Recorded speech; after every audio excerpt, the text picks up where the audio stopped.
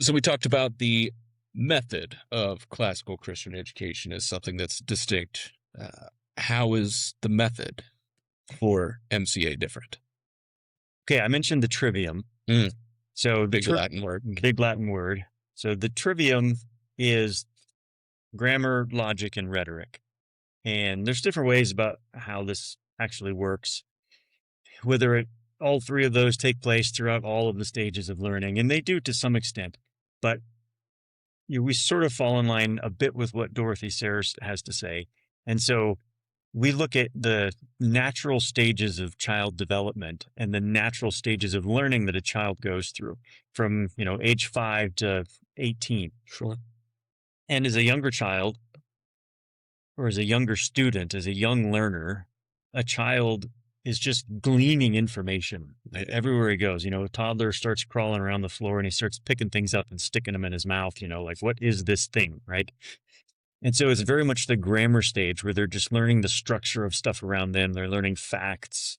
They're memorizing things. They're just sponges. They're sponges. They're just soaking up information and data. And so we call that the grammar stage, which that's where the term grammar school comes from, which we're all familiar with. And it's sort of a leftover relic from times in the past when all of the schools were structured this way. So there's your grammar stage, right? Your elementary ages, that grammar school time frame. And it's focused on memorization and facts and, giving them the building blocks that they're going to be using later. When they get into the middle years, what's commonly called middle school or junior high, we call this the logic stage, where a student begins to take the facts that he's learned in the grammar stage, and he starts to see how they relate to each other. So, for instance, if you're studying the Civil War, in the grammar stage, we might say, in 1860, here's how the election went, and then this state seceded, and that state seceded, and then there was a war, okay? And so you kind of memorize these dates and names and things. You have the facts. Right? You get the facts.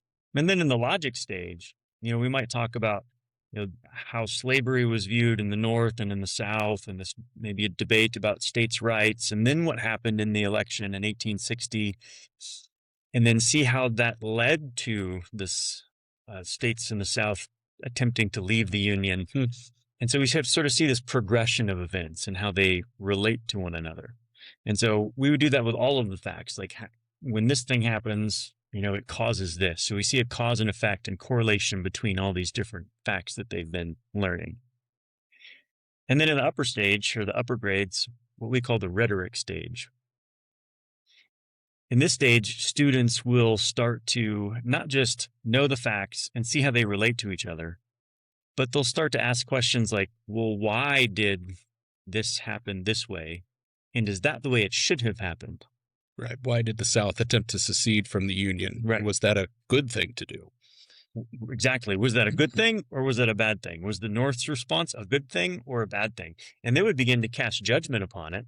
And of course, judgment is always in accordance with God's revealed will. And cast judgment upon what has happened and then figure out what should have happened instead. And then this is where the rhetoric part comes in, is then we train the students to communicate what they believe should have happened instead. And of course, this then prepares them to go out into life where they're analyzing all of the things around them and determining the things that are in accordance with God's written word and the things that are not, and determining how to fix the things that are not in accordance with God's word and figuring out how they should be, and then being able to communicate that in a way that's understandable to the people around them. Sounds very effective.